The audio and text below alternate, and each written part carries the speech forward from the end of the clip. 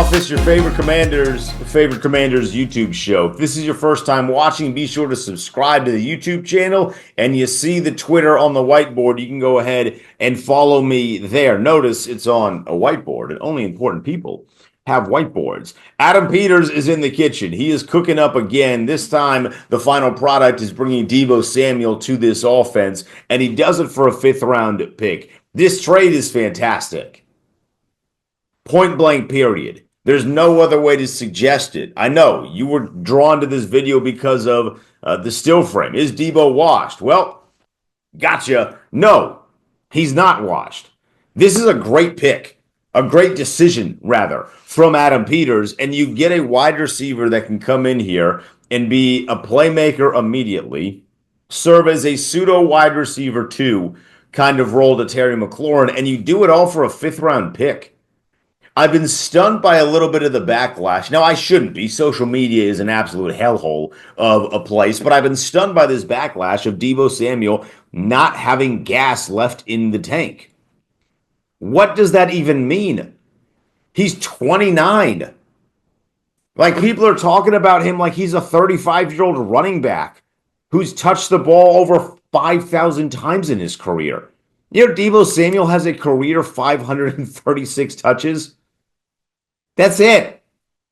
Only one time in his career has he touched the ball over 100 times in a season. And they're like, does he have gas left in the tank? Are you guys insane? What talking point is this? Who put this out into the ether and said, this is how we're going to describe Deebo Samuel? And then for whatever reason, people that are against this trade just decided to take that point and run with it. I know he has an injury history. There's no doubt about that. You can look up those injuries, and he's had a lot of them. But they also haven't caused him to miss a ton of time. This is football. Everybody is going to have their nicks and bruises in football, but he's only really missed significant time in college. You know, a game here, a game there. Do you want that? No, but you have the luxury, and this is why you bring him in, of not having to solely rely on him to be your guy. If that was Terry McLaurin that you're missing, like last year, for example, for 2 or 3 games, your offense might crumble. Not going to be the case here. So I don't understand why this he doesn't have gas left in the tank narrative is picking up steam the way that it is. I think Deebo Samuel has a lot left in the tank. And you are out of your mind if you think that Adam Peters is bringing somebody in here that is going to be a head case. Because that's another way that he has been described, as a head case. Now, there was an issue with the kicker this year in San Francisco. They made up for it. Why do they make up for it? Because they are men. You go through things in the heat of the moment. Once the moment settles, you make up for it. That's kind of how these things work more often than not in sports, or at least the way they should work more often than not in sports. If you're calling him a head case because he wants money, call me a head case. Because you know what I want? I want more money.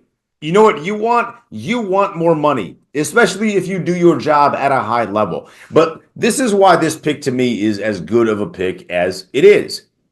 Who are you drafting in the 5th round that was going to give you anywhere near the kind of production that you are going to get and expect from Deebo Samuel? No one is the answer. No one. Even just look at who was next. Who is next as wide receiver for Jane Daniels this year? We're going to take Ertz out of it. Ertz was the second leading receiver behind Terry McLaurin, who went over 1,000 yards. Ertz was in the neighborhood of 600, almost touching 700 yards. You know who was next? Olamide Zaccheaus. Bet you didn't guess that one. You were going to say Noah Brown, or you were going to say De'Ami Brown. Both of those would have been wrong. OZ had 45 catches for 506 yards and 3 touchdowns. De'Ami had 30 catches for 308 yards and 1 touchdown. He played great in the postseason.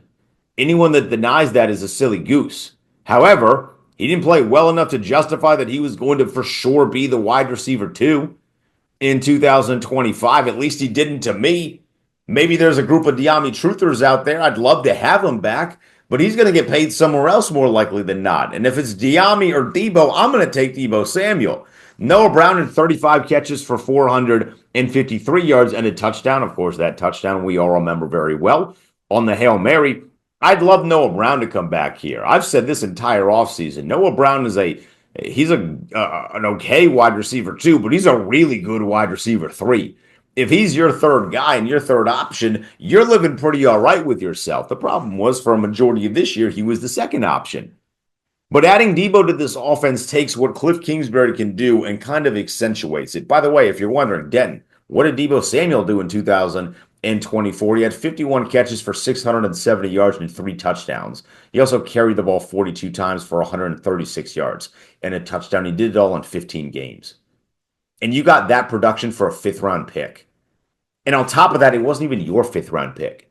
It was the fifth-round pick you got for trading for Marshawn Lattimore, because the Saints sent one back. You traded that pick to go get Deebo Samuel, which means effectively Adam Peters has flipped Jahan Dotson a fourth and a sixth for a cornerback 1. I know some people are kind of still sour on Marshawn Lattimore. Not me. You get a cornerback 1 and you get a wide receiver 2. That's a hell of a playmaker and gives Cliff Kingsbury the ability now to open up the offense a little bit. Now, do I think that Deebo is going to carry the ball for 100 plus times in 2025? No, because I think they're going to draft a running back, a true running back 1. But if he's only carrying the ball, let's just say 3 to 4 times a game, but you're doing it in ways that are explosive and you're not just running right up the gut. I don't really want to see Deebo Samuel run right up the gut. I think that fits perfect. And I think that adds another threat to this offense. You already have Jay Daniels. If you get a new running back number 1 that'll be able to attack the hole and do some of the things that Brian Robinson unfortunately did not last year, the fact that he didn't have 1,000 yards when he had the run threat of Jaden Daniels in the backfield as well is downright almost offensive. Brian Robinson should have had the best year of his career by a country mile, and he didn't. So whoever they get to play running back number 1, you get Austin Eckler. You are now just filling the backfield with playmakers. And again, you did it for a 5th-round pick.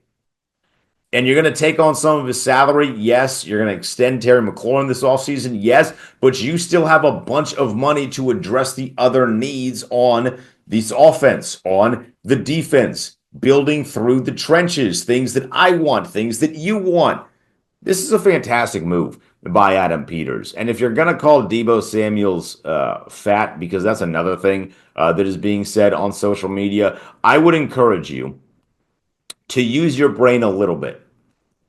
Was he maybe over the weight that was suggested at the beginning of the season? Yes. In fact, he tweeted about that. He said he was 225 pounds. The San Francisco 49ers at the beginning of the year measured him at 215. 10-pound difference. I guess that seems to me a little bit more realistic than some of the numbers that I've seen thrown around, which are in the neighborhood of 20 to 25 pounds, meaning that Deebo Samuel, people are suggesting, was close to about 240 to 250 pounds. Do you understand how insane it is for a professional athlete to put on that kind of bad weight in like a 6-month period? I mean, come on. Can you use your brain a little bit? It would be tough for me to do that in a 6-month period. Now, if I had money, I could take that challenge because your boy loves to eat over here. But the idea that Deebo Samuel put on 25 extra pounds during the course of the NFL season is absolute lunacy. So if that is you, politely shut down your phone and throw it out your window. You don't deserve to be on social media. I'm excited for Deebo Samuel. I'm excited for what he's going to bring to this offense, and I'm excited for 2025. I've had that up to this entire offseason. Jane Daniels got another weapon that makes him incredibly dangerous, and we still got a lot of offseason to go. I can't wait. Adam Peters is in the kitchen, and I got a feeling this is just the appetizer. I appreciate you jumping into my office. Let me know your thoughts on the Deebo Samuel trade down below. Now, respectfully, get out of my office. See ya.